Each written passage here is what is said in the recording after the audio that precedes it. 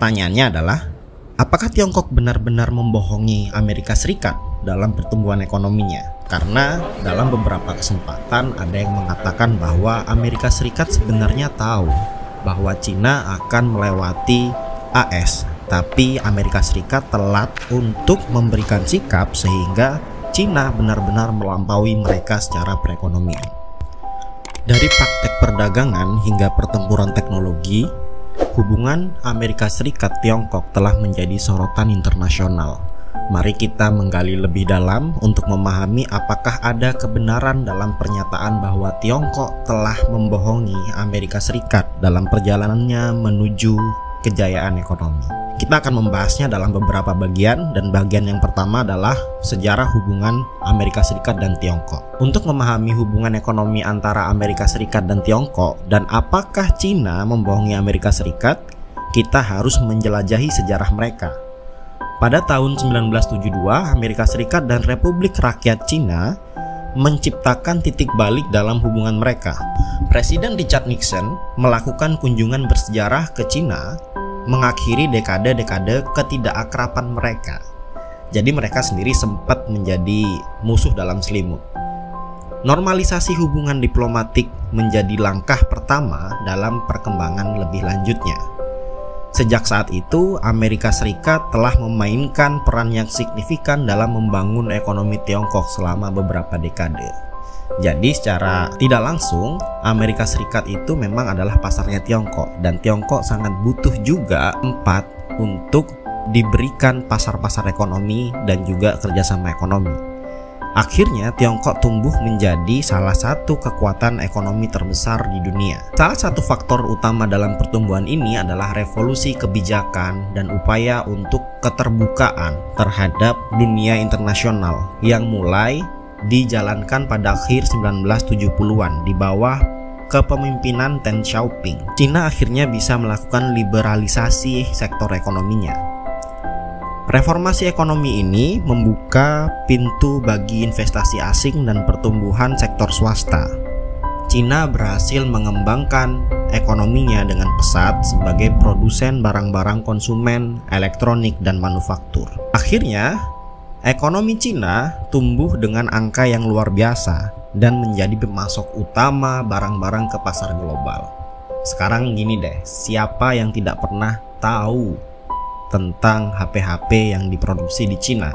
Atau simply mainan anak-anak, itu hampir semuanya buatan dari Cina. Belum lagi teknologi-teknologi yang lain seperti pembuatan kasur, terus ekspor kulit kelapa, batok kelapa Indonesia ke Cina, itu kan mereka jadikan sebagai kursi mobil balap dan lain sebagainya. Belum lagi sekarang nikel Indonesia itu 90%-nya diekspor ke Cina. Untuk dijadikan apa? Untuk dijadikan baterai, untuk dijadikan barang-barang stainless steel dan lain sebagainya. Itu membutuhkan nikel Indonesia. Kasarannya, Indonesia juga membantu Cina untuk bertumbuh lebih besar lagi. Pertumbuhan ekonomi Cina yang spektakuler tidak terjadi begitu saja. Ada banyak faktor yang telah memainkan peran kunci dalam adanya ledakan ekonomi ini. Kenapa disebut ledakan? Karena itu sifatnya hampir terlihat seperti tiba-tiba. Yang pertama adalah adanya investasi asing, yang itu menjadi salah satu pendorong utama pertumbuhan. Jadi kalau ada negara-negara yang memang mengatakan investasi asing itu tidak baik bagi negara mereka, bukan tidak baik, tapi mereka tidak bisa menggunakannya dengan baik. Itu yang harusnya menjadi evaluasi. Perusahaan dari seluruh dunia berinvestasi di Cina, membantu membangun infrastruktur dan mengembangkan sektor manufaktur Cina, yang akhirnya itu menjadi salah satu instrumen Cina untuk memproduksi banyak barang-barang bagi dunia internasional. Tenaga kerja yang relatif murah di Cina adalah aset yang sangat berharga. Dengan populasi besar, lebih dari 1 miliar orang di Cina dapat memenuhi permintaan tenaga kerja dengan biaya yang kompetitif. Tidak salah akhirnya ketika korporasi global banyak membuat perusahaannya di Cina, karena mereka menganggap cost production atau biaya produksi produk mereka di Cina itu akan sangat murah. Karena apa? Karena tenaga kerjanya dibayar dengan murah. Itu yang menjadi salah satu bargaining position Cina untuk menumbuhkan perekonomiannya. Pemerintah Cina selanjutnya menginvestasikan secara besar-besaran di dalam pembangunan infrastruktur. Seperti apa? Seperti jaringan jalan raya, pelabuhan, bandara, pokoknya yang menjadi akses terhadap perekonomian. Agar apa? Agar produksi mereka tidak terhambat dengan ketidakadaan akses. Makanya Indonesia ketika saat ini membangun infrastruktur yang banyak itu ingin ada dalam stage yang seperti itu, meniru Cina. Hal itu telah membantu fasilitas pergerakan barang dan meningkatkan konektivitas sehingga pertumbuhan ekonominya bisa didongkrak dengan adanya akses yang lebih baik. Selanjutnya, Cina telah menjadi pemasok terkemuka dunia untuk berbagai produk dari mulai barang-barang konsumen hingga barang-barang manufaktur. Ekspornya mempengaruhi pasar global secara signifikan. Bayangkan saat ini ketika Cina memiliki barang yang banyak tapi dia tidak menjualnya ke dunia internasional, apa yang akan terjadi? Yang akan terjadi, Cina kolaps dan dunia pun kolaps. Karena dunia butuh barang-barang Cina, sedangkan Cina butuh pasar. Ada supply and demand di situ. Ada permintaan dan juga ada supply. Yang terjadi selanjutnya adalah perang tarif kan. Perang tarif itu yang dirugikan bukanlah Cina, tapi Amerika Serikat. Karena sebelum Cina melakukan perang tarif, Cina sudah membuka pasar yang lain di dunia internasional yang lain seperti di Afrika, di Asia Selatan, dan juga di tempat-tempat yang lain seperti Amerika Latin. Mereka punya ruang-ruang investasi, mereka punya hubungan yang baik dengan negara-negara itu. Jadi ketika tarif war-nya Amerika Serikat versus Cina, ya yang dirugikan banyak adalah Amerika. Karena Amerika bukan lagi satu-satunya pasar yang dimiliki oleh Cina setelah adanya narasi Belt and Road Initiative. Cina juga telah menjadi pemain utama dalam organisasi-organisasi internasional dan juga perjanjian perdagangan. Mereka memainkan peran yang penting dalam ekonomi global. Seperti yang aku jelaskan tadi, ketika ada perang tarif antara Cina dan Amerika Serikat, Cina sudah terlebih dahulu buat yang namanya BRICS. BRICS itu adalah sebuah regionalisme organisasi negara-negara yang sedang emerging, yang sedang berkembang seperti Brazil, Afrika, India, Rusia, dan juga Cina. Negara-negara ini itu bukan hanya penghasil tapi juga merupakan pasar bagi Cina. Dan Amerika bingung dengan adanya BRICS ini harus bersikap seperti apa. Mau diberikan sanksi tidak bisa karena negara-negara ini adalah negara yang sedang naik daun dalam ekonomi. Nah, di situ cerdasnya Cina. Dia tidak mau serta-merta berhadapan dengan Amerika Serikat, tapi dia membangun sebuah organisasi internasional yang berkaitan dengan ekonomi, sehingga ketika misalnya Amerika Serikat tersinggung dengan kenaikan Cina, Amerika juga nggak bisa apa-apa karena di dalam BRICS bukan hanya Cina. Bagian ketiga adalah ketegangan antara Amerika Serikat dan Cina. Sementara hubungan ekonomi Amerika Serikat dan Cina telah berkembang, ada ketegangan yang juga memuncak beberapa tahun terakhir ini. Mari kita lihat beberapa fenomena dan juga faktor yang memicu ketegangan ini. Yang pertama adalah defisit perdagangan yang besar dengan Cina, yang telah menjadi sumber perdebatan bagi Amerika Serikat. Amerika Serikat melakukan impor lebih banyak daripada produk-produknya yang diekspor ke Cina. Dan ini menjadi sebuah keprihatinan besar bagi ekonomi Amerika Serikat. Kenapa? Karena mereka rugi. Lebih banyak impornya daripada ekspornya. Selain itu, ada masalah pencurian teknologi dan pelanggaran hak cipta yang disebutkan oleh banyak elit-elit Amerika Serikat. Mereka mendakwa bahwa Cina banyak melakukan duplikasi teknologi. Cina melakukan pencurian hak cipta terhadap teknologi-teknologi tertentu, hak paten tertentu. Contohnya apa? Contohnya adalah microchip. Microchipnya Cina sekarang jauh lebih cepat daripada Nvidia. Dan mereka selalu bersaing sampai sekarang.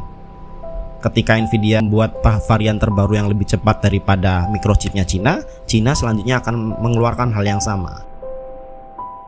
Nah, itu persaingan-persaingan yang terjadi hingga saat ini.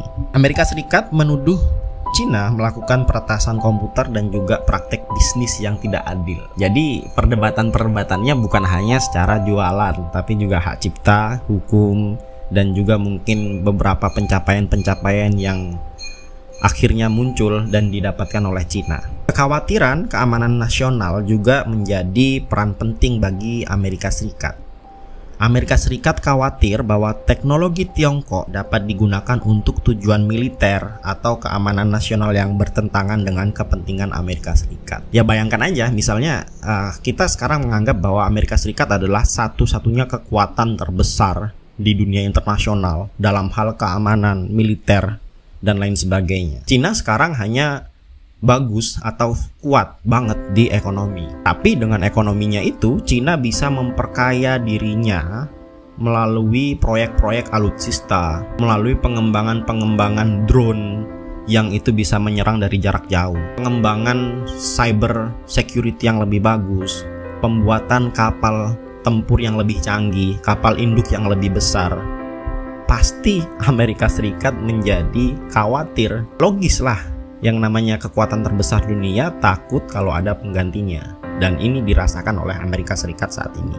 Sebagai respon terhadap ketegangan ini, Amerika Serikat telah memberlakukan tarif impor pada barang-barang Cina dan memulai perang tarif yang aku sebutkan tadi untuk mempengaruhi perdagangan antar dua negara. Ketika kita berbicara tentang hubungan Amerika Serikat dan Cina, begitu juga perang tarif, ada berbagai pandangan yang berbeda. Yang pertama, sebagian orang berpendapat bahwa Amerika Serikat telah menjadi sangat bergantung pada barang produksi Tiongkok. Yang pertama, sebagian orang telah berpendapat bahwa Amerika Serikat telah bergantung pada barang produksi Cina. Jadi, orang-orang itu menganggap bahwa Cina tidak bisa dihentikan. Dan konsumen Amerika Serikat sering mengandalkan produk dengan harga yang lebih rendah. Mana produk yang harganya lebih rendah? Kita tahu bersama bahwa itu adalah produk-produk Cina. Teknologi Cina, meskipun barangnya murah, itu sekarang tidak bisa diremehkan. Di situ ketakutannya Amerika Serikat. Ketergantungan ekonomi, produksi, dan juga barang-barang Cina. Akan tetapi, ada juga argumen yang mendukung adanya perang tarif ini. Beberapa mengatakan bahwa tindakan tersebut perlu dilakukan untuk melindungi industri dalam negeri dan mengatasi ketidakadilan perdagangan. Tapi, dengan semua itu, perang tarif juga punya dampak yang kompleks. Beberapa berpendapat bahwa tarif yang dapat meningkatkan harga barang konsumen akan mengancam yang namanya pekerjaan dan juga harga barangnya sendiri. Lantas bagaimana cara mengelola hubungan ekonomi Amerika Serikat dan Cina ini? Dalam menjalani hubungan ekonomi yang kompleks, Amerika Serikat dan Cina harus memandang masa depan yang lebih bijaksana. Kedua negara memiliki banyak kepentingan bersama dan bekerja sama adalah kunci untuk mencapai kesejahteraan global. Wah, narasinya normatif banget. Kemudian ketergantungan global terhadap Amerika Serikat dan Cina berarti bahwa tindakan dan kebijakan kedua negara berdampak pada seluruh dunia. Jadi kalau mereka melakukan tarif war, itu dampaknya bukan hanya ke mereka, tapi juga ke negara-negara yang lain. Dengan adanya tarif war, barang-barang bisa menjadi lebih mahal, kebutuhan menjadi tidak bisa dipenuhi, dan lain sebagainya. Jadi tidak bijak sebenarnya bagi kedua negara itu melakukan tarif war. Mengelola hubungan ini memerlukan kerjasama yang erat dan dialog yang terbuka bersama komunitas internasional tentunya. Ini adalah waktu untuk mendengarkan, berbicara, dan mencari solusi yang sifatnya bersama. Masa depan yang lebih baik bagi dunia internasional adalah mungkin terjadi jika Amerika Serikat dan Tiongkok dapat mengelola perbedaan mereka dengan bijak dan membangun hubungan yang adil dan saling menguntungkan. Mari berharap agar Amerika Serikat dan Cina dapat bersama-sama menciptakan masa depan yang damai tanpa perang. Kalaupun Amerika Serikat harus disalib sebagai negara terkuat saat ini oleh Cina, mari kita berharap tidak ada perang yang akan terjadi. Bahkan kita juga berharap tidak akan ada krisis nuklir yang akan terjadi di dunia yang dapat mengancam kemanusiaan dan segala macam makhluk hidup yang ada di bumi dan menjadi sebuah kemakmuran bagi dunia ini. Terima kasih telah menonton. Jangan lupa like, comment, dan subscribe. See you on the next video.